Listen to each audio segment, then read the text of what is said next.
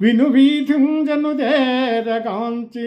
రమరుల్ విష్ణుం సురారాతి జీవన సంపత్తి నిరాకర్ణిష్టు కరుణావర్ధిష్ణు యోగేంద్ర రుద్వన వర్తిష్ణు సహిష్ణు భక్త జన బృంద ప్రాభవాలంకరిష్ణు నవోఢోల్ల సతిందిరా పరిచరిష్ణు జిష్ణురోచిష్ణునిన్. రాక్షసుల బ్రతుకు తెరువులను తొలగత్రోసేవాడు, నిండు దయతో యోగేంద్రుల మనస్సులలో నివాసము చేసేవాడు, ఓర్పుతో భక్తుల గొప్పతనాన్ని పెంపొందించేవాడు, తొలి ప్రాయముతో చెలుపొందే లక్ష్మీదేవిని సేవించేవాడు, జయశీలుడు కాంతిమంతుడు అయిన విష్ణుదేవుడు ఆకాశ మార్గంలో వస్తుండగా దేవతలు చూచినారు.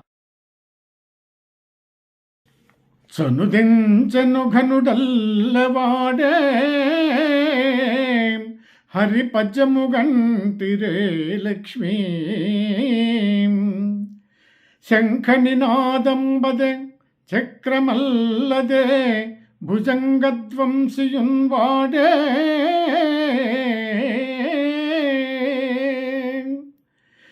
క్రన్నన నేతించే నటించు వేల్పులు నవో నారాయణాయేతి నిస్వనులై మృక్కిరి మింట హస్తిదురవస్తావ క్రికింజక్కిన్.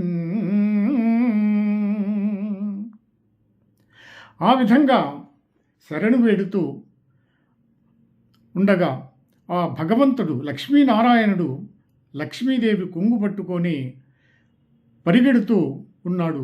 శంఖ చక్రాలుగా ధరించలేదు, వాహనము ఎక్కలేదు.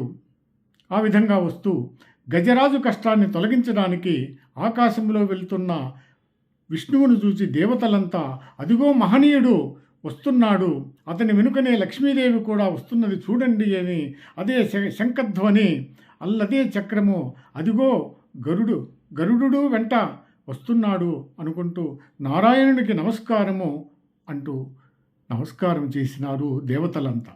అప్పుడు ఆ సమయంలో విష్ణువు గజరాజును కాపాడాలనే తొందరలో మైమరచి దేవతలు మొక్కులు అందుకోలేదు. ఎందుకంటే ఆ గజేంద్రుణ్ణి కాపాడడమే లక్ష్యంగా పరిగెడుతూ ఉన్నాడు ఆ లక్ష్మీనారాయణుడు. మనోవేగముతో వెళ్ళినాడు.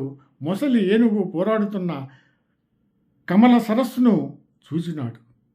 దానిలో సింసుమార చక్రములో వలె గొప్ప మొసళ్ళు, ఎండ్రకాయలు, చేపలు జంటలుగా ఉన్నాయి. కుబేరుని కశ్యపమనే ధనాగారంలో వలె శ్రేష్టమైన తాబేళ్ళు ఉన్నాయి. అదృష్టవంతుని సుఖజీవం వలె అనురాగపూర్ణమైన జీవనం అంటే నీరు నిండి ఉన్నది ఆ మడుగులో. శంఖచక్రాలతో కమలాదేవితో కూడిన వైకుంఠంపురం వలె శంఖాలు, చక్రవాక పక్షులు, కమలాలు ఆ సరస్సు నిండా ఉన్నాయి.